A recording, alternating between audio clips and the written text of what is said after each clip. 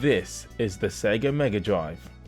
I never owned one growing up, but like most people, I also like the games that make this system legendary.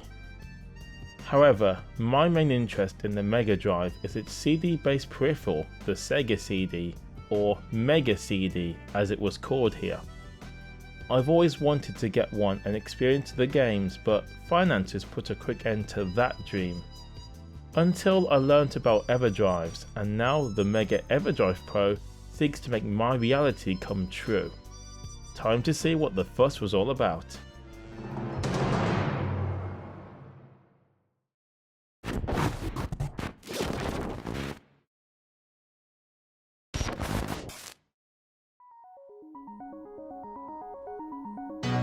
Alright, now that I can finally play Sega CD games on my Mega Drive, I decided to select a few games that I thought would interest me and investigate if the games were worth a look or not. Before I begin, my Mega Drive 2 isn't sounding so hot in the audio department, so if you are wearing headphones or using sophisticated equipment, I apologise for the poor audio. I definitely want to fix it one day. Other than that, let's play some Sega CD games.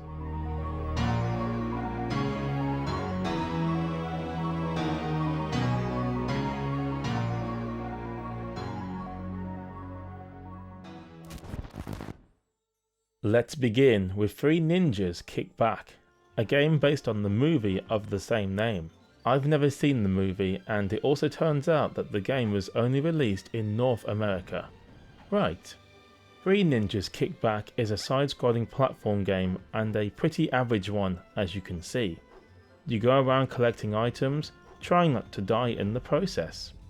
To defend yourself, you can either use a melee weapon, which is different for one of the three characters you can pick from, or you can use throwable weapons, throwing stars perhaps. This game is brutal though. I kept dying on the first screen at the beginning. Once I figured that out, I could never grab these dangling ropes. I had to take damage on the spikes as I fumbled about on the controller. I wasn't having much fun or luck with this game. Graphically the game looks okay, and the music is actually quite good. Other than that, this is a so-so game. Do I recommend it? Well,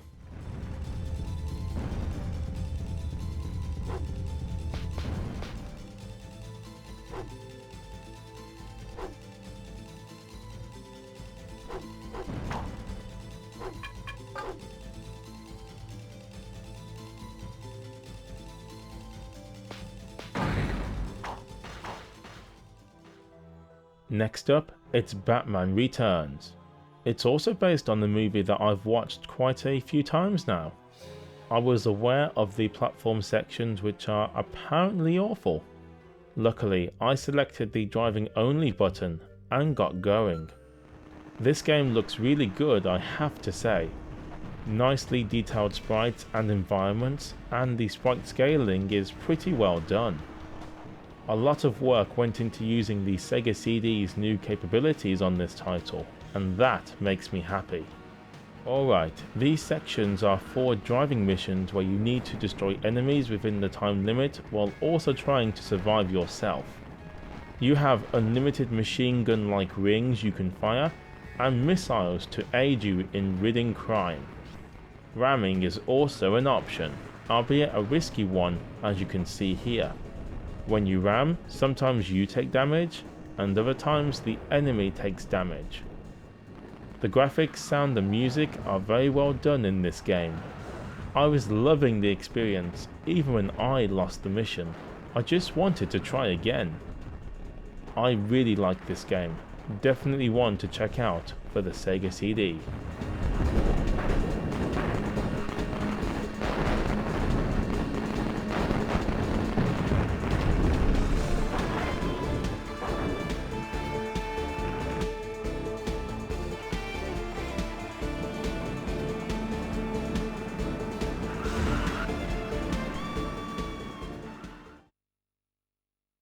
Android Assault, The Revenge of Bariarm, or just Bariarm at the title screen, is a side-scrolling shoot-'em-up game. As you'd expect from games like this, You control a ship which starts out weak, but over time you'll get power-ups to increase firepower, among other things. You can actually turn into a mech as well, although I didn't get any footage of this unfortunately. The form allows you to take one more hit before being destroyed, which is a good idea. I will say, the game is fun, yet challenging, and I really liked the graphics on show. I didn't get very far, so I don't have a ton to say, although the music is awesome. Definitely the highlight of this game.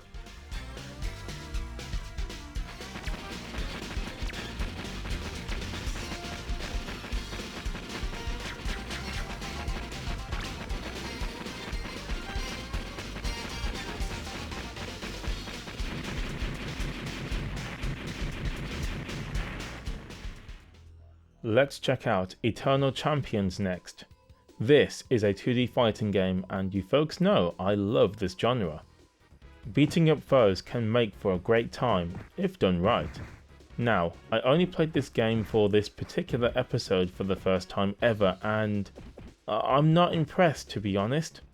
There's a very long intro about the characters and how they all need to fight to survive after being given a second chance to live. I do like all the different time periods that get represented here.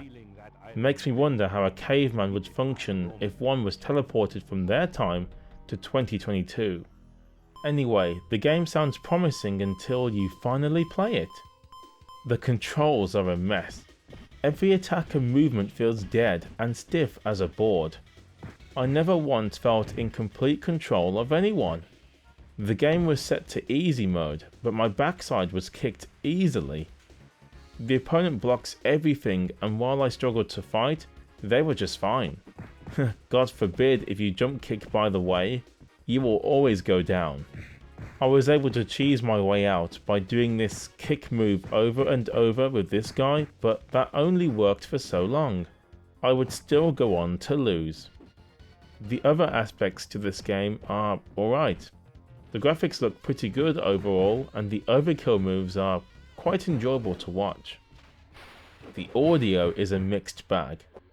The music is decent if a bit generic, but the sound effects lack impact and sound wimpy. This game gets a lot of love, but I didn't enjoy my time with it. I guess try it at your discretion.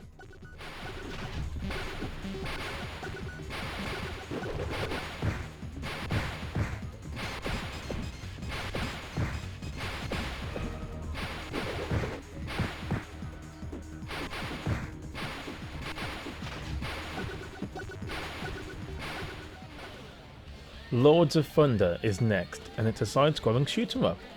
Yes, another one. Now, this was released on the TurboGrafx-16 CD first, so people will be saying which is better. Anyway, this game is pretty interesting. You pick any level you want, and then you also get to choose from 4 elements: wind, fire, earth, and water. Then you enter a shop where you buy health, magic strength, shields, and more. As you play, enemies will drop these crystal gems. That's your currency needed to buy more power-ups in these shop sections. I admit, this makes the game a bit easier than most games in its genre, although for me it's a refreshing change as I'm never good at these types of games. Lords of Thunder is a lot of fun. Enemies blow up good, the shooting mechanics work very well, and I really enjoyed beating the bosses. The soundtrack though, oh my god, it's fantastic! It's heavy metal at its finest, screaming guitars, excellent melodies, and a ton of passion thrown in for good measure. It's spectacular to the ears, and I loved every moment of it. Overall, this is awesome. Definitely check out this game.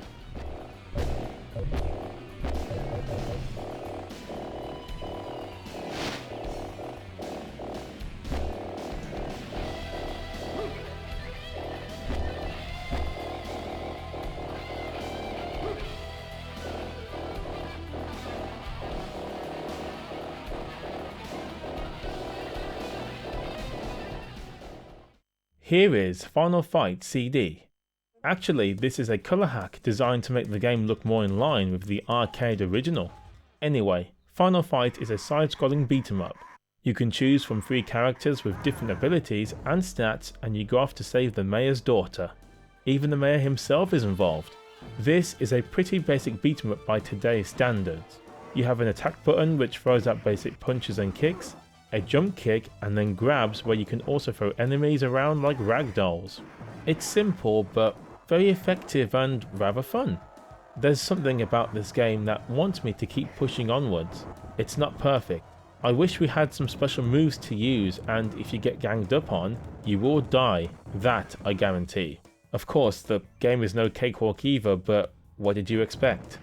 I will add, the music is very good, although it does repeat a fair bit, so more variety was needed here. Still worth a listen outside the game, mind you. In the end, Final Fight CD is worth trying out.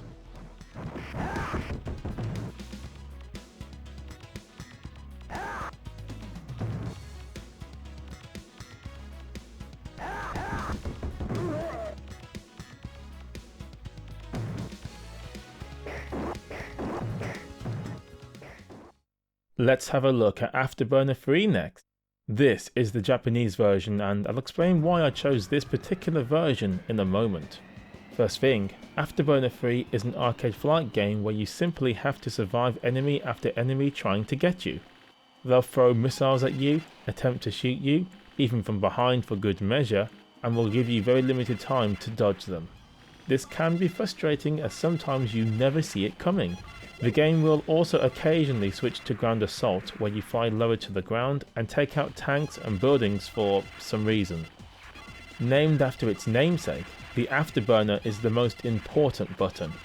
Using it properly will keep you surviving for a long time. I died a lot until I got the hang of the game, and to be fair, I did have some fun when everything was working properly. The problem is, the game's fun factor is very limited and it's not the most thrilling game ever. Yes, there's lots of enemies coming from all sides, and yes, the screen looks busy, but there's just something missing. The Sega magic is not here. Mind you, it's not all bad. The Japanese version has a unique soundtrack that I really like, and if you folks have watched my videos lately, these songs will sound familiar. I love the soundtrack, even though it's not suitable for a game trying to be an arcade experience. Afterburner 3 is okay at best. Some fun can be had, but ultimately it leaves you feeling a bit empty. The soundtrack is worth a listen, so there's that.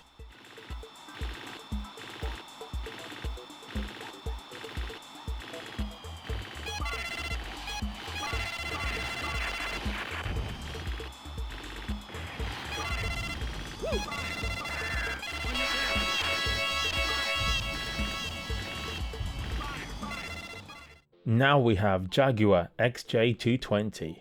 This is based on the famous car from the 1990s, and I take it Core had a deal with Jaguar to showcase the car.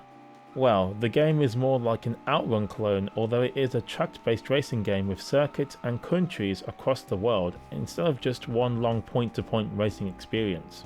The only car naturally selectable is the Jaguar XJ220, which was the fastest road production car at one time, and it still looks pretty sweet. As for the game, it's pretty average. Think of games like Top Gear 2 quality rather than Outrun quality.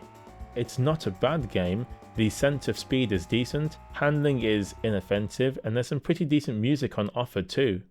Mind you, there's only a handful of songs to pick from, so this might get old fairly quickly. Still, there's something about this game that I quite like. It's just fun to play, and although simple, there's a certain quality that shines through the basic exterior. I say give this a try.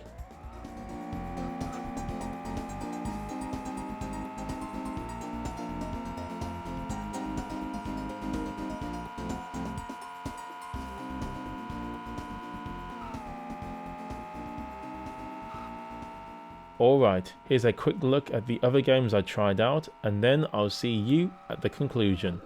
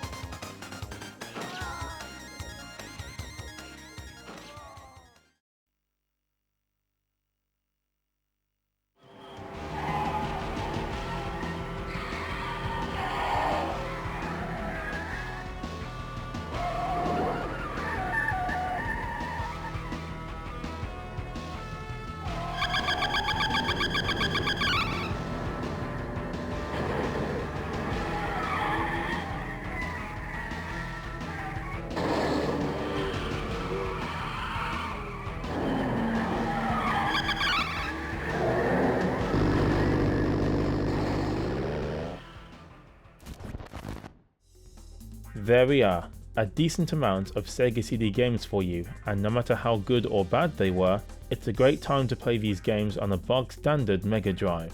The Mega Everdrive Pro is an amazing product, and although its ability to play Sega CD games is not unique, it's the cheapest way to do so. I love this thing, and I'm thankful I can now play Sega CD games on real Mega Drive hardware. What do you folks think of the Sega CD and the Mega Everdrive Pro? Let me know in the comments, and I hope to see you all again next time.